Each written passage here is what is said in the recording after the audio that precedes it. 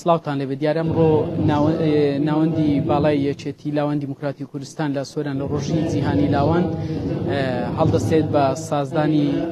پانێلێک یاخود دیبەیتێک بۆ هەریەک لە دانەر عەبدولغەفار کە پارێزەر وە دکتۆر مەهدی ستونی مامۆستای زانکۆ لێرە ژمارەیەک لە میوانان ئامادەی ئەو دیبەیتەن. دکتۆر ئەگەر بە کورتی پێم بڵێ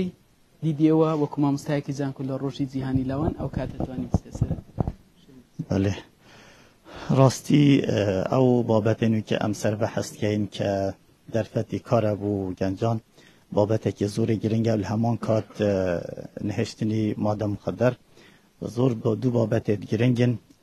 ولera ان شاء الله اصل محاضره خوان سمینار خود تشکیق مسر وچنده که چطور شین هلی کار بو گنجان دیار کن هندک میکانیزم ایتی هندک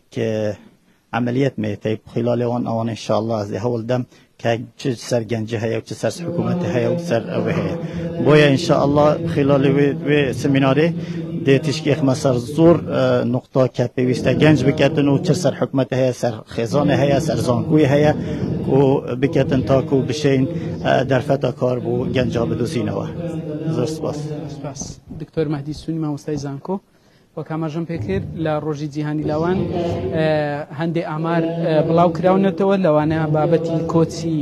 گەنج کە لە 3 ساڵی ڕابردوو 36,000 کەس زیاتر لە 36,000 کەس لەسەر ئاستی هەرێمی کوردستان کۆچیان بۆ دەرەوەی هەرێمی کوردستان کردووە. بابەتی مادەی هۆشبەر و هەلی کار و بێکاری زیاتر لە 420,000 دەرچووی زانکۆ پەیمانگە لە هەرێمی کوردستان هەن تا ئێستا بێکارن. بۆیە زوو ناوەندەکان ڕێکخراوەکانی کۆمەلگەی مەدەنی لەسەر ئەم پرسە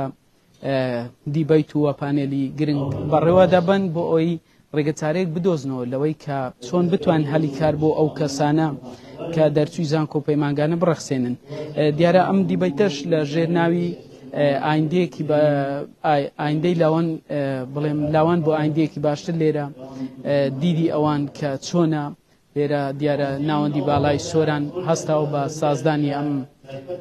دیبەیتە کە هەریەک لە پارێزەر دانەر عەبدولغەفار و دکتۆر مەهدی ستونی مامۆستای زانکۆ لێرە ئامادەیان هەیە و هەندێک لە میوانانیش ئەمڕۆ بەشداریان کردووە لەم دیبەیتە کراوە.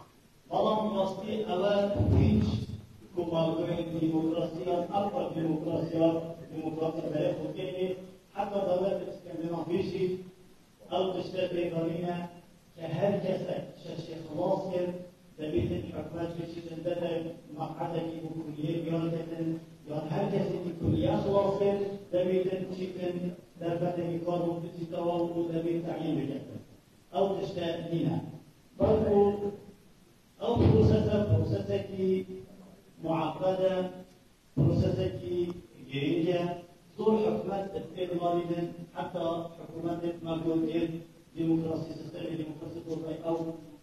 كيشيا هاي ويا أو بروسيسات أكيد أثبتها خدمة بس بەڵێ دیارە ئێستا دکتۆر مەهدی ستونی مامۆستای زانکۆ لەسەر بابەتی هەم هەلی کار و هەم پرسی مادەی هۆشبەر کە هەڕەشەیەکی جددین لەسەر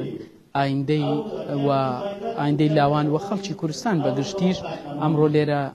لە هۆڵی ناوەندی وەرزش لاوانی سۆران ئەم دیبەیتە کراوە بەڕێوە ئەچێت تۆڕی هەماهەنگی ڕێکخراوەکان سیێنۆ لە چەند ڕۆژی ڕابردوو ئامارێکی بڵاو کردەوە لەبارەی پرسی مادەی هۆشبەر و بێکاری کە لە ساڵی 2021 ڕێژەی بێکاری لە هەرێمی کوردستان لە 14 بووە و لە 2022 بۆ 15 و لە ئەمانە ئەو بەپێی ئەو بەدواداچونەی کە ئەوان کردویانە و لە ساڵی 2023 ڕێژەی بێکاری لە هەرێمی کوردستان بۆ 118 دابەزیوە و گوتم زیاتر لە 420,000 دەرچووی زانکۆ پەیمانگە لە هەرێمی کوردستان هەن و تا ئێستا بێکارن. بۆیە هەم حکوومەتی هەرێم دەوێت ئەو کەسان لە ڕێگای کەرتی تایبەت بکەتە خاوەن و هەمیش ئەو ڕێکخراوانەی کە تایبەتن بە کۆمەلگەی مەدەنی پرسی گەنج و لاوان دیبیت و پانێر ڕێک دەخەن بۆ ئەوی بزانن ڕێگە چارێک بدۆزنەوە بۆ ئەوەی کە ئایندەی لاوان گەنجان لە هەرێمی کوردستان بەرەوچێگە و ئەم ساڵاتی ئەمڕۆژ کە